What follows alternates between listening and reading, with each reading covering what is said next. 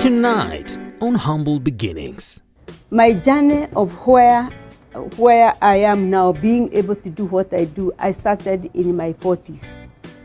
That means there is no time limit for you to grow and do big things. I received so many votes until the computer crashed. But some things happened there and I was remember being demoted for something wrong I did according to the teachers. I don't know why me. I don't know. I always ask and I couldn't stop. It was total addiction. So that's why I hated school. And in fact, when I was in standard 2 or 3, I wanted to drop out. Life was very difficult, very, very difficult. I didn't have a home. I didn't have anything. I was now homeless again. I experienced a very bad depression. I also trained them on good character. Education alone is not enough. I haven't seen very many media people as smart as you are.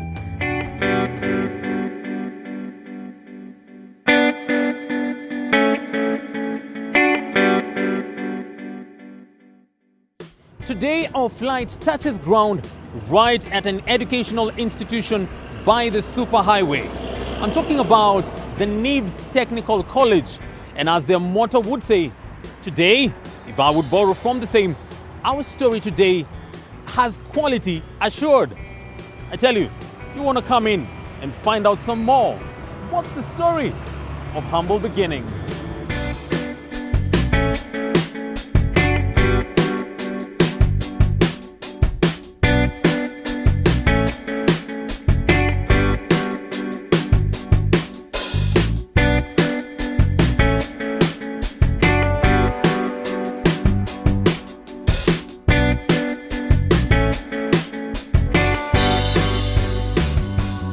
They say, if you can fly, run. If you can't run, walk. If you can't walk, crawl. But at all costs, don't stop moving forward. Today's quality story comes from a woman who sits at the very zenith of 2 institutions in our motherland. A woman who says it was not given to her on a silver platter. She's had to, in fact, in her own words, she says this, that she's had to reinvent herself over the decades and build from the ground up twice in her life. You want to take a listen, because this is a unique story of grass to grace. Come on with me.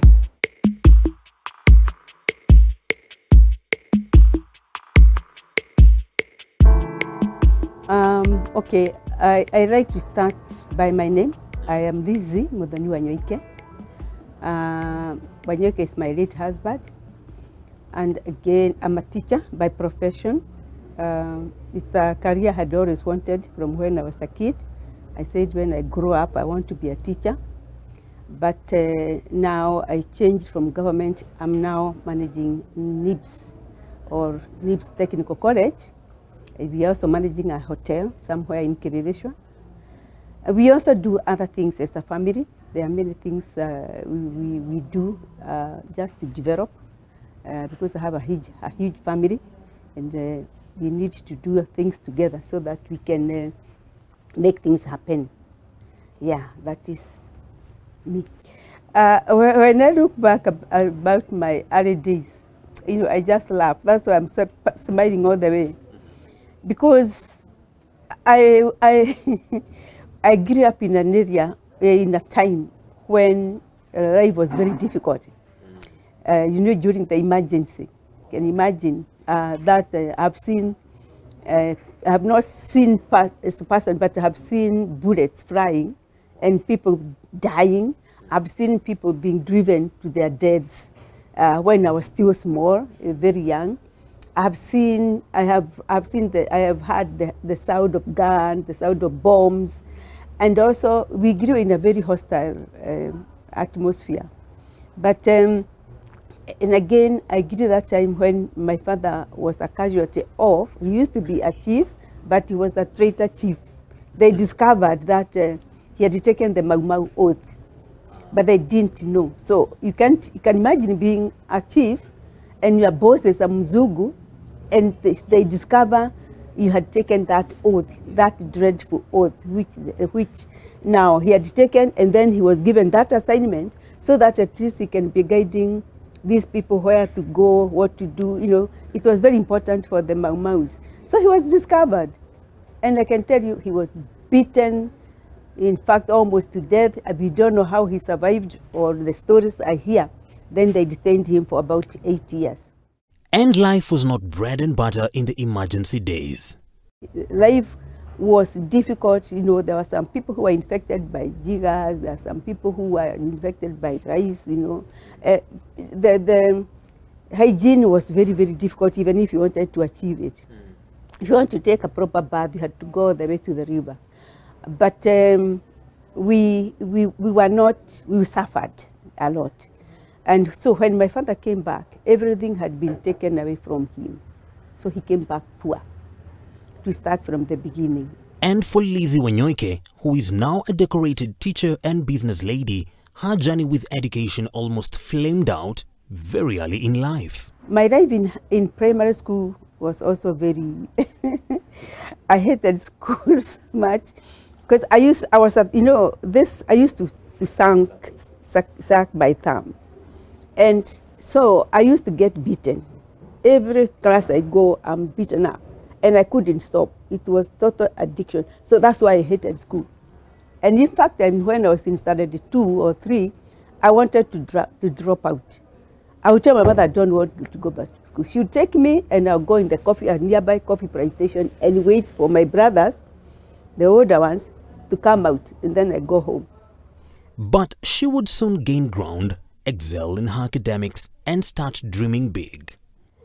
I had always, when I went to Kahuhia, that's when I found some girls who come from Kiabu. And they used to narrate to us about life, where, we had not seen electricity. There was no electricity in the village. And so I used to feel now, that is where I want to go. I don't want to stay in the Geshagi, get married to a village boy, become now a village lady. I said no. I had wanted to go out into Nairobi and stay like person, maybe even later on marry somebody from Nairobi, not the boys around my area, although the good ones, of course, would go to Nairobi. So I had that ambition that one day I would want to live in Nairobi. And it became some kind of an obsession. So when we finished high school, then that's when we got a chance to be trained as high school teachers, to teach business studies. I just could not believe it. I said, God can hear your prayer, because inward me, I'm saying, God, I am here, but that's not what I want to do. And just out of the blues, these people came and asked some people to frontier, those people who would want to be teachers, high school teachers. We were the people who started teaching business courses, business unit in high schools. And hey, life was getting better and everything was okay. So now from Nakuru is Kenyatta College. That is now the one, Kenyatta University. It had a section of higher section. It had, there were training teachers. So we were in the section where there were training teachers. So there we now were polished up, teaching methods, everything we were taught. And during this time now, I was able now to enter the city, the city. We would go there weekends, and things changed drastically. So after, I don't know whether I'm supposed to talk about this, but I was lucky. When I give my story, I tell the girls, I was just lucky. Not everybody can get into a relationship like that and not regret. Because we are naive, you are fearing going back to the village, you are going back, your parents are still not stable. And here you have enjoyed life, you have eaten well, we have, in schools, in Kenyatta College, food was like good, and then home. He was working in a company, and just before he got to check on, to zero down on me, we had gone to where he was working and we had been given internship, because we were secretaries, we would type. We could do things, we could take shorthand and transcribe and all that. Yeah, so we went there to work. And he took me in his office. The others went to other offices. We were about 5 of us. Each lady was taken to different offices. So, but for me, I'm innocently going there because I found it interesting. I was very poor in my secretary. Fortunately, his secretary was still there. So that's what happened. So when we finished college, when he went back to school and then I finished, he offered to come and pick me. Pick you from school? From school. Okay. So he picked me. Instead of taking me home, he put me in a hostel. And then there, I started realizing, now we are friends. So me, after 3 months, I found myself pregnant. And then he came and picked me and took me to his home. That's how I got married. I didn't know I was getting married. I just felt, now I'm good. But that's what I'm saying, I was lucky, and I wouldn't want anybody, don't try this. That's what I tell the girls, don't try this. It worked for me, because maybe God had plans for me. Maybe God had what he wanted for me in the future. Because the marriage lasted for 26 years. Then it broke. But in the 26 years of marriage, she had a blissful stay, raised 6 kids, rose up her career ladder, and had jointly started a college in Nairobi CBD called Temple College. So now, when it happened, I had to start afresh myself. I left home, and I didn't have a home. I didn't have anything. I was now homeless again. Your parents don't know about it? Not yet. Okay. Not yet. So it was a very sad phase of my life. But I had to think of now what I went back to hostels. And I felt that I had taught for many years. So all those 36 years, I had taught the 25 years. I had managed this business for 20 years. When I left home, I experienced a very bad depression, a very serious one. And For quite some time, I imagine. for quite some time. Even when then my friends, of course, came, my sister and my other, we were 4 of us.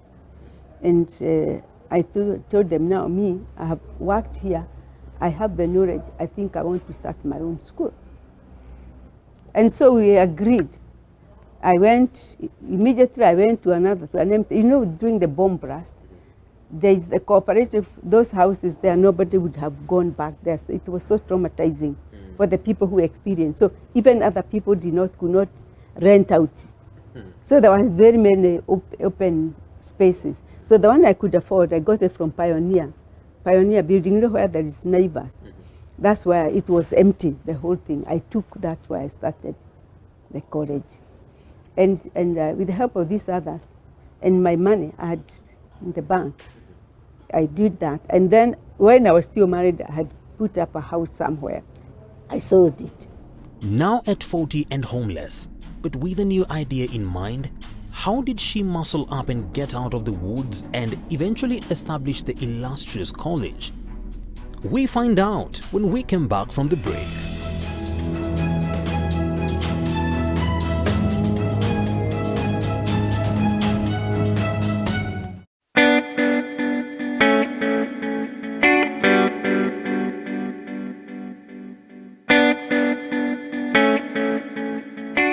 Welcome back, and if you just jetted in, our guest today on Humble Beginnings is Lizzy Wanyoike, the founder and principal of NIBS Technical College, a vision she birthed at a time when her own life had hit rock bottom. So NIBS was, of course, I experienced very serious registration challenges. When you go through a separation,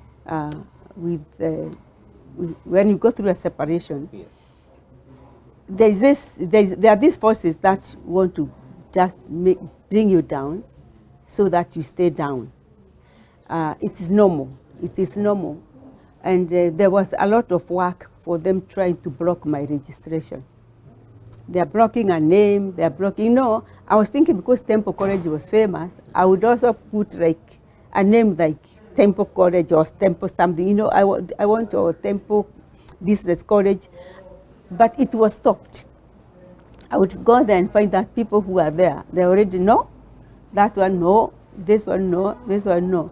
Then we sat down and then we decided, why are we fighting with my past? Let's forget about the past, move on. You know, because if I was there for 20 years and I had brought it where it is, I'm still me. I still have the same passion. I still have the same love with the youth. So I knew God was not going to let me down. So we fought on, and then we agreed on that name, Nairobi Institute of Business Studies. And it looked unique. You know, those are the days in 2000 when people would think it's a government institution. So, and marketing was very easy. And so by the end of that year, I had started with some 25 students. There's another college that had closed down. So they all came there with their teacher. So those are the students I started with. 25. From January, April, we started in 1999, that's when we registered. So by now, the end of starting, I can say is 2000. So by the end of 2000, I had 400 students. I didn't even have room. I have outgrown the premises. And now you had to move? I had to move on. So I had to move into another one. The new building I moved in was Cooperative Bank. Cooperative Bank, when I went there, one thing, it was empty. There was only one pharmacy, the second floor. So now, within the time, people started now coming. Now, when I needed more space, they said no. The students, you know, some of these students are coming from the village. Yeah? They have never seen a lift. And this is 24 floor, I don't know, 24. So they'd get in the lift, up and down, up and down. They became a nuisance even to that. But even people now started queuing to enter into the lift. So they found that they thought it was just a small college there. Then we grew so fast. So I was kicked out. They wanted to kick him out, but I'm a fighter. So what I did, I told them, no way, I'm not going anywhere until my lease. No, we are going to pay you up to the end of the lease. I told them, you are not going to buy me out. You can't afford to buy me because now, no. I refused. I went to court and I won the case. So it was so traumatic that I said, God, just calm, just, by the time I finish this lease, I don't want to ever be renting. I want my own. Just give me my own. And sure to her prayer, by the time the lease lapsed, she had secured the land where this complex now stands. But it was a daring move. People were wondering. They were asking me, Madam Liz, you are going to Roero to put up an institution. Who will come there? This place was a desert. There was only across there, you can see some old ones, some 2 or 3 shops. The whole of this, nobody was here. All these people you see putting up bars, and I'm very sorry, and restaurants and selling fruit, nobody was there. In fact, even Kibo, when I was getting that EY trophy, they said I'm one person who have created a town. I was also getting that credit because this one became a town. People put up hostels, you can see all these buildings, they were not there. They came because of NIBS. Even now, the mall is there. This town is growing. Kibo is now becoming a town on its own. So I was the first one who dared to come here. The road was dusty, very crowded. The road to Muranga, it was not a bypass that time. So they put this bypass when I was here. So it was difficult, the dust, the what I suffered. That's the time I would go home and just sleep without eating. Yet many years later, it is evident that the dream was worth the price. Okay, I don't know about other schools, but huku unapata like mwalimu Liz. Okay, huku like mwalimu Liz unapata ukiona shida unaweza approach mbonge one on one, like anaweza kushughulikia. like she's like a mother. Yeah. I don't know about others, but Nibs, I feel niko home. In terms of internship, wanawatafutianga No, unajitafutia, but it's easier kupata, especially ukisikia umetoka NIBS, wanakutafuta tu, because this is a very good school. Their opinion about Lizzy Wanyoike? When you see her when she's coming around the classes, she gives us some very good advice, some motivation. You feel like, anafanyanga feel like, uko too comfortable. Unasomea tu vizuri. She's a nice person, a loving one. Yeah, we love her. You love her. First of all, I don't know why they see it that way, but let me tell you, I'm genuine. I have a student here who can testify to that. I care. I'm not here because I want to make money. Money is a product of what I'm doing. I also train them on good character. Education alone is not enough. And she has had a supportive team to achieve her dreams, mainly comprising of her sons and daughters, who she delights that they abandoned their life abroad to come help build the family empire. When we were growing up, you know, me and them, we are doing things which now their father is not even approving. You're watching too much TV. So we were very close. That's why we are able to work together. Wow. But they all studied. I went for all of them. I went even for this. By profession, I'm a structural engineer. Practiced in the States for about 5 to 6 years, and then moved back to Kenya to come and assist Mom in her business. Okay. Though we don't refer to her as Mom when we are in college. Yeah, on campus we call her the principal. Yeah. How is that balance? Knowing that she's your mom, but you can also take orders from her. We've always been with Mom in business. You know, growing up in terms of seeing her at Temple College. During our school breaks, we would go and help out at the reception.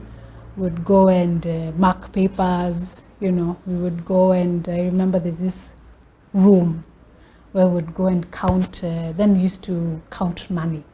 So you'd count money in this secret room in the back. So I've always seen her in business. I've always been part of that process with her. How was it like when she mentioned these humongous vision about starting her own school now? This time around, maybe not with that, but now by herself. How did that resonate with you? It was normal. I didn't think too much about it. Maybe, you know, college student, you're in your own world, focused on your own things, and always knowing that Temple College had a good reputation. It was well known. It supplied so many secretaries around Nairobi. So it was like so normal to think that, you know, she's going to open the next business and it's going to grow. We didn't even sweat. We're not concerned. We're not worried, yeah. So seeing the success now, I'm not surprised. I'm impressed, but not surprised. It's a great honor to be able to be part of that legacy. And like you're saying, in African culture, a lot of things stop with a parent. And I wish that would change, you know. I think for us, we need to start earlier. And maybe that's what I'm saying, being part of Temple College may also have already prepared me for the thought of coming back. But in most cultures, you know, dad goes to work. Children don't know even what dad does. Fun fact about Mom. Yes. Mom is serious. Everyone actually talked to the thing that she's serious, but yes, she's still so warm. But what a fun fact about her. What does she do for leisure? That's what I'm saying. She's very serious. Okay, she loves to walk. Okay. That's for sure. She can walk you under a table. Wow. And their most memorable moment as mother and daughter? Finally going on a trip, just the two of us, for like 2 weeks, and really getting to know each other. Yeah. So I would put that as memorable times with mom. Yeah. But we're very similar. We're very laid back.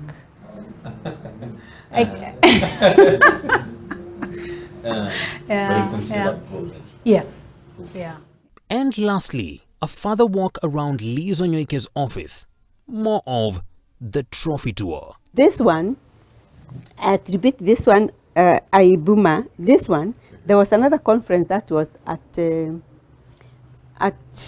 University of Nairobi, a School of Business.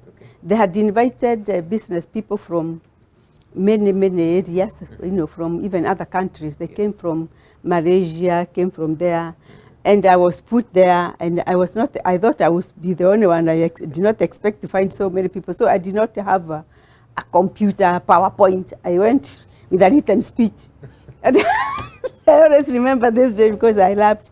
And then when I looked at these people, I said, when I went there with my speech, I put it down. I started talking. I just told them, me. I want to tell you.